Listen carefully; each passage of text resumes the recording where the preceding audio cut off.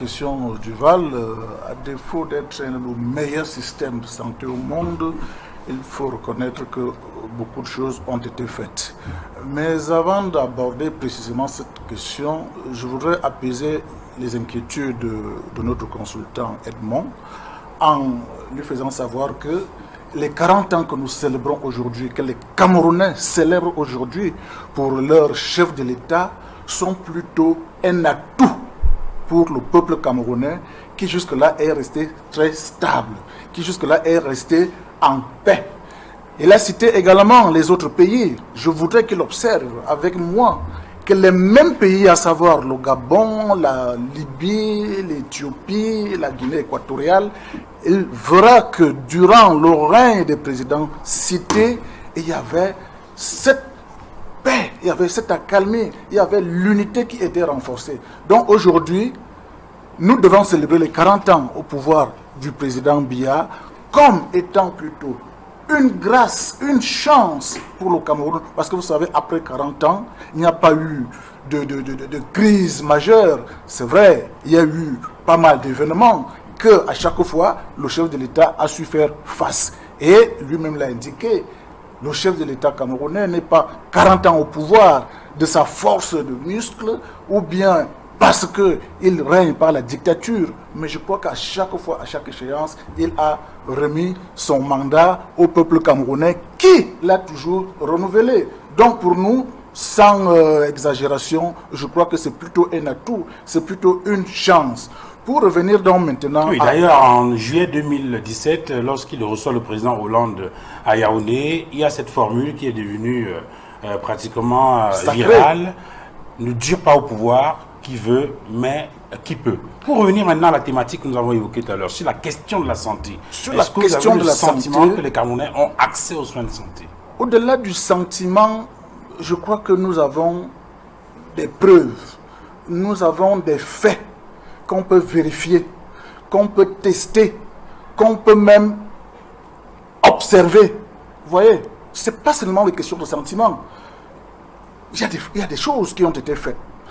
Quand vous parlez des centres de formation, de ce côté-là, aujourd'hui, nous sommes à plus de 2387 formations sanitaires dans le pays, 7 hôpitaux généraux, 8 hôpitaux centraux, 189 hôpitaux de district. Je parle sous le contrôle d'un médecin que vous avez convié sur ce plateau.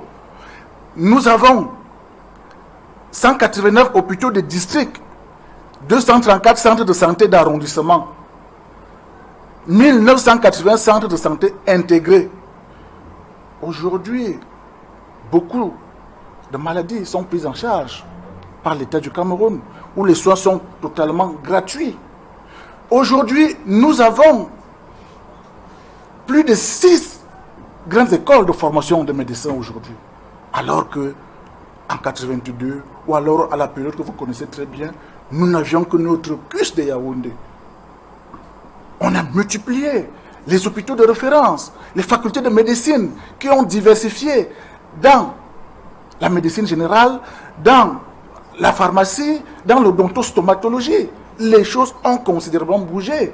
Si vous vous rendez du côté de l'Ordre national des avocats aujourd'hui, ils vous donneront des chiffres avec une prise, un encadrement net des malades par nos médecins, par nos infirmiers.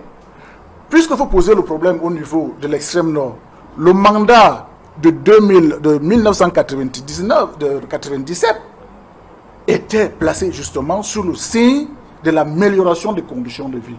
Et ça me permet justement également de répondre à une autre inquiétude de notre consultant qui pensait qu'en 2004, lorsqu'on place le mandat, le septennat sous le signe des grandes ambitions, nous sortons d'une période assez difficile pour le Cameroun, avec notamment cette période d'initiative des pays pauvres très endettés, où nous sommes éligibles et on reçoit en retour des facilités pour relancer notre économie. Nous sommes donc là face aux grandes ambitions. Il s'agissait donc de lancer les grands projets structurants que vous savez.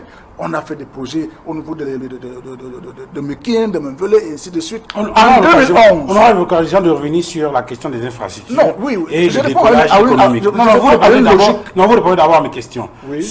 Pour revenir à la question de la santé, oui. Vous avez évoqué un certain nombre de chiffres. qui montrent qu'il y a un développement des infrastructures, ce qui est évident. Mais il y a une préoccupation, une question que les Camerounais se posent. Pourquoi, malgré la multiplicité, malgré la multiplication des infrastructures, par exemple, les Camerounais continuent, je veux dire, les évacuations sanitaires, par exemple, continuent de se multiplier? Est-ce que ça peut se comprendre? Est-ce qu'il n'y a pas une incongruité? Je voudrais qu'on soit sérieux sur cette question. Les évacuations sanitaires sont à la portée de qui, M. Duval? Il me semble que ce n'est pas de vous à moi qu'on parlerait facilement de l'évacuation sanitaire.